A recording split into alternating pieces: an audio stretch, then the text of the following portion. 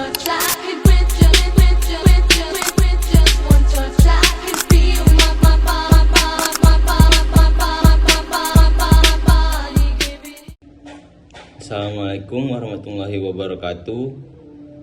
Halo semuanya, salam kenal.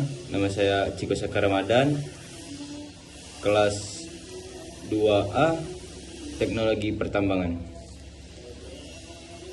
Yang terhormat Bapak, dosen, serta teman-teman sekalian, pada kesempatan ini saya akan menyampaikan materi mengenai keselamatan dan kesehatan kerja atau yang biasa kita kenal dengan istilah K3, dengan fokus pembahasan pada dua faktor utama penyebab kecelakaan kerja, yaitu unsafe act dan unsafe condition.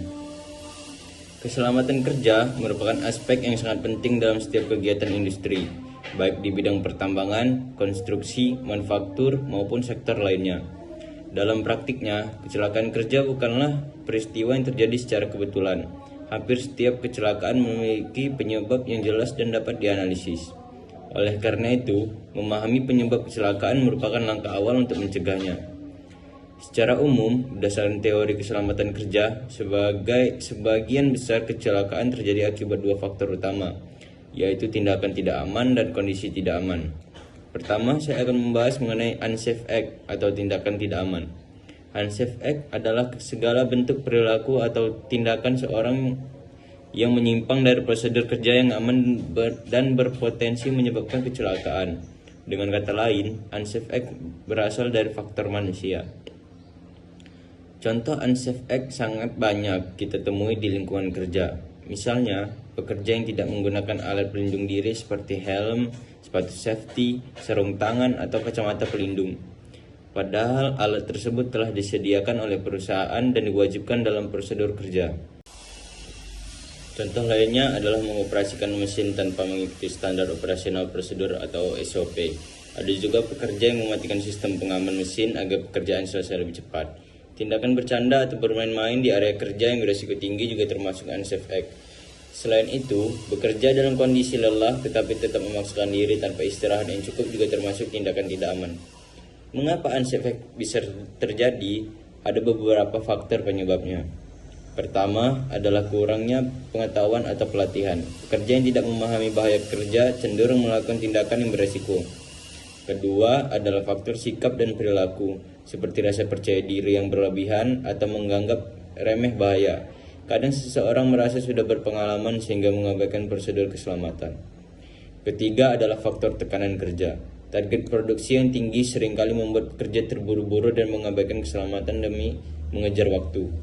Keempat adalah kurangnya pengawasan dan penegakan aturan.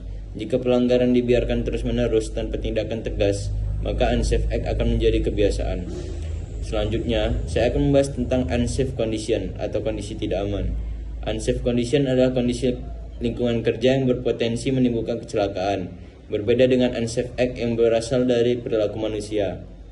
Unsafe condition berasal dari keadaan fisik tempat kerja.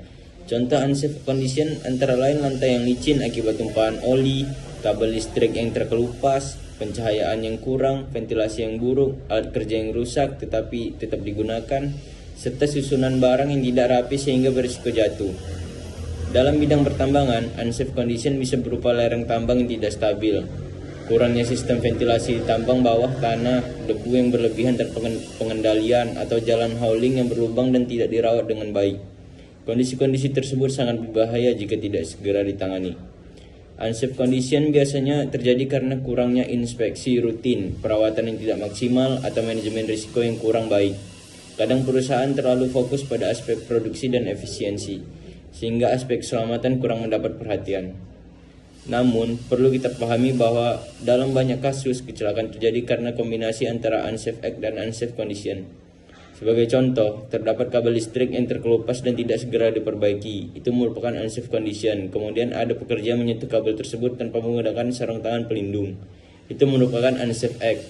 Ketika kedua faktor tersebut bertemu, maka risiko kecelakaan meningkat secara signifikan.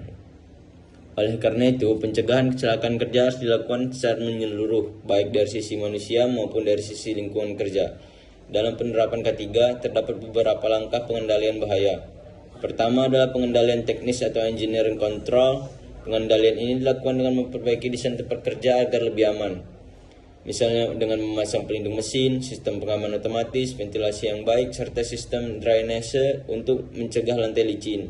Kedua ada pengendalian administrasi. Ini meliputi penyusunan SOP yang jelas, pelatihan rutin bagi pekerja, pelaksanaan toolbox meeting sebelum bekerja, serta sistem izin kerja untuk pekerjaan berisiko tinggi. Ketiga adalah penggunaan alat pelindung diri atau APD. APD merupakan perlindungan terakhir apabila bahaya tidak dapat dihilangkan sepenuhnya. Penggunaan APD harus sesuai dengan jenis pekerjaan dan tidak boleh diabaikan. Budaya keselamatan dapat dibangun melalui komunikasi yang baik, pelatihan berkelanjutan, serta sistem pelaporan kejadian hampir celaka atau near miss. Near miss adalah kejadian yang hampir menyebabkan kecelakaan tetapi belum menimbulkan korban. Laporan near miss sangat penting karena dapat menjadi bahan evaluasi untuk mencegah kecelakaan di masa depan. Kita juga harus memahami bahwa tujuan utama K3 bukanlah untuk menghambat pekerjaan atau memperlambat produksi. Justru sebaliknya, penerapan K3 yang baik akan meningkatkan produktivitas karena pekerja merasa aman dan nyaman saat bekerja. Jika terdapat potensi bahaya, maka segera laporkan dan lakukan tindakan pencegahan.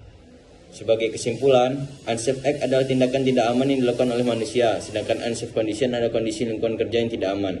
Kedua faktor ini merupakan penyebab utama kecelakaan kerja. Pencegahan kecelakaan harus dilakukan melalui pengendalian teknis, administratif, penggunaan APD, serta pembentukan budaya keselamatan yang kuat. Mari kita jadikan keselamatan sebagai kebutuhan bukan sekadar kewajiban, karena bekerja dengan selamat hari ini berarti menjaga masa depan kita esok hari. Terima kasih atas perhatian Bapak, Ibu, dan teman-teman sekalian.